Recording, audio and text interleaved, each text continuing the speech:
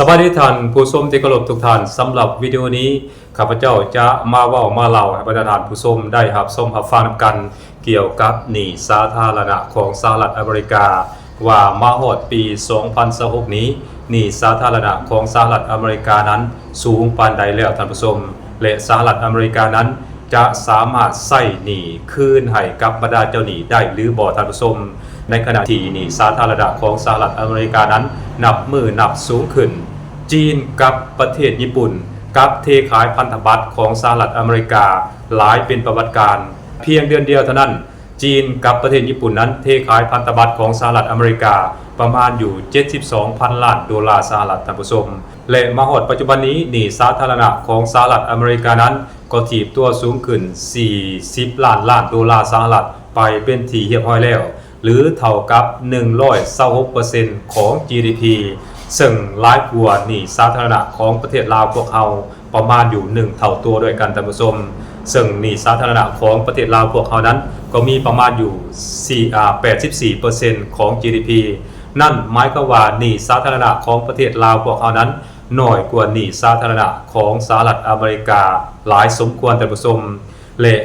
ในการเพิ่มขึ้นของหนี้สาธารณะของสหรัฐอเมริกานั้นมันก็มาจากหลายปัจจัยด้วยกันท่านผู้ชมอันที่หนึ่งแม่นมาจากปัจจัยการใช้จ่ายแบบฟุ่มเฟือยของประเทศสหรัฐอเมริกาโดยเฉพาะแม่นการใช้จ่ายสูงเกินขีดความสามารถในการสอกหาเงินทุนเข้ามาในคลังหรือว่าเข้ามา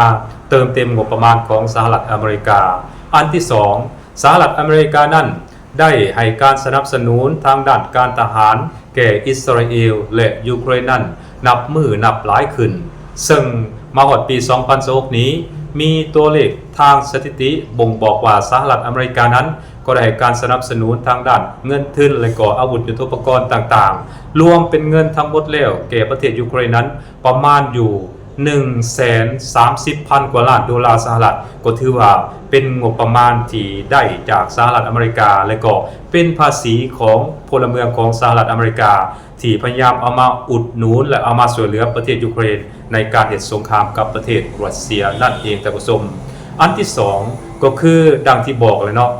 สหรัฐอเมริกานั้นก็ได้ให้เงินทุนสนับสนุนและก็ได้ให้อาวุธยุทโธปกรณ์ต่างๆสนับสนุนประเทศอิสราเอลในการเหตุสงครามกับประเทศอิหร่านซึ่งการเหตุสงครามของสหรัฐอเมริกาอิสราเอลกับประเทศอิหร่านนั้นสหรัฐอเมริกาแทบจะบ่ได้ผลประโยชน์อีกอย่างทั้งสิ้นตอบแทนผู้ที่ได้รับผลประโยชน์ก็มีเพียงประเทศอิสราเอลเท่านั้นคือเหตุให้ประเทศอิสราเอลนั้นมีความปลอดภัยหลายขึ้นลดผ่อนการเผชิญหน้ากับประเทศอิหร่านและผู้ที่เผชิญหน้ากับประเทศอิหร่านนั้นกลับกลายมาเป็นประเทศสหรัฐอเมริกาที่กำลังเผชิญหน้ากับประเทศอิหร่านอยู่ในเวลานี้ว่ารวมแล้วการช่วยเหลือทางด้านการทหารและอาวุธยุทโธปกรณ์ต่างๆให้ประเทศหรือว่าให้ต่างประเทศว่าง่ายก็คือบอกว่าจะเป็นให้แก่อิสราเอลให้แก่ยูเครนและก็ให้การสนับสนุนองค์การป้องกันอาร์กติกเหนือหรือว่านาโตนั้นสหรัฐอเมริกาได้สูญเสียงบประมาณแก่คงเขตนี้หรือว่าแก่เวียกนี้นั้นหลายสมควรท่านผู้ชมเพราะฉะนั้นค่าใช้จ่ายดังกล่าวนี้ก็เฮ็ดให้หนี้สินสาธารณะของสหรัฐอเมริกานั้นถีบตัวสูงขึ้นได้เช่นเดียวกันท่านผู้ชมนอกจากนั้นก็ยังเกิดมาจากหลายปัจจัยเช่นเดียวกันคือ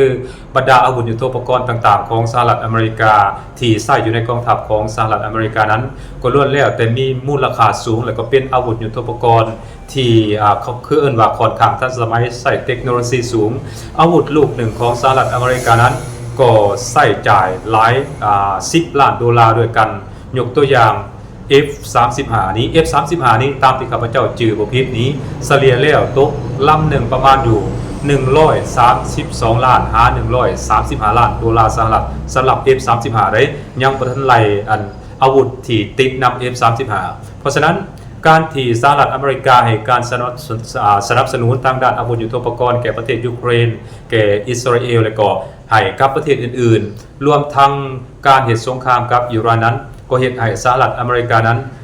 มีหนี้สินเพิ่มขึ้นอย่างหลีกเลี่ยงบ่ได้โดยเฉพาะแม้ในการเหตุสงครามกับประเทศอิหร่านนั้นสหรัฐอเมริกาสูญเสียงบประมาณเป็นจำนวนมหาศาล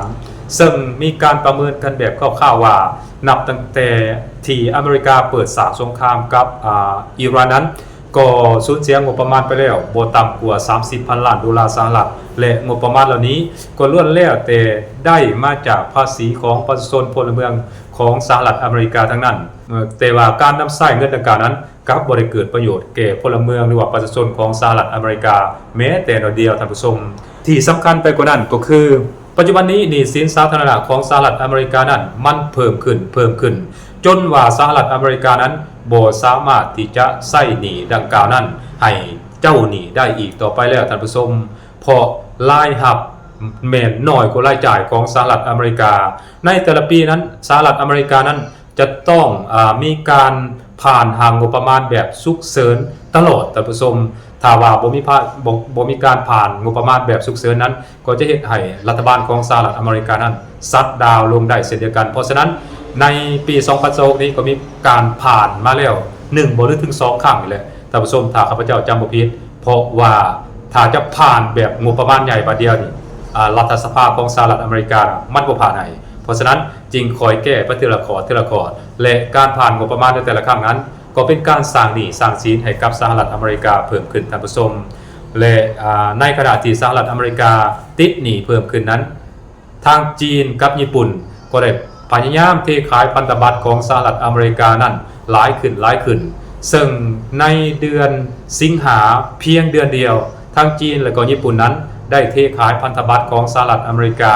ออกไปแล้วประมาณอยู่ 72,000 ล้านดอลลาร์สหรัฐซึ่ง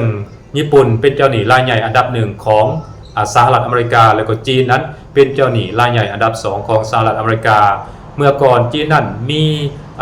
ได้เป็นเจ้าหนี้ของสหรัฐอเมริกานั้นประมาณอยู่ 1.3 แสนล้านดอลลาร์สหรัฐแต่ว่ามาฮอดปัจจุบันนี้จีนนั้นได้พยายามเทขายพันธบัตรของสหรัฐอเมริกาออกเทื่อเล็กเทื่อน้อยเดี๋ยวนี้ถือว่าลดลงมาหลายกว่า6แสนล้านดอลลาร์เป็นที่เรียบร้อยแล้วท่านผู้ชมหมายความว่าทั้งญี่ปุ่นและก็ทั้งจีนนั้นบ่ต้องการถือหรือว่าครอบครองพันธบัตรของสหรัฐอเมริกาไว้อีกต่อไปแล้วเพราะฮู้ว่า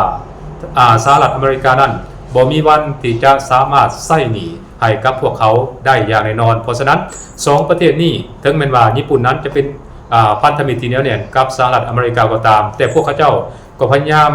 ซอกหาวิธีการอื่นในการรักษาทรัพย์สินหรือว่ารักษาทรัพย์สมบัติของเขาเพื่อหลีกเลี่ยงความเสี่ยงที่อาจจะเกิดขึ้นจากพันธบัตรของสหรัฐอเมริกานั้นก็อาจจะกลายเป็นเงินเฟ้อหรือว่ากลายเป็นพองสบู่แตกก็ได้ในอนาคตเพราะฉะนั้นญี่ปุ่นเอง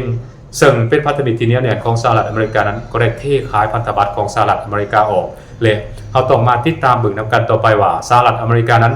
จะมีวิธีการในการใช้หนี้ใช้สินหรือว่าวิธีการในการหาเงินใช้หนี้ใช้สินให้กับเจ้าหนี้ของตนเองนั่นได้เนี่ยได้ท่านผู้ชมซึ่งข้าพเจ้าคิดว่าวิธีการในการ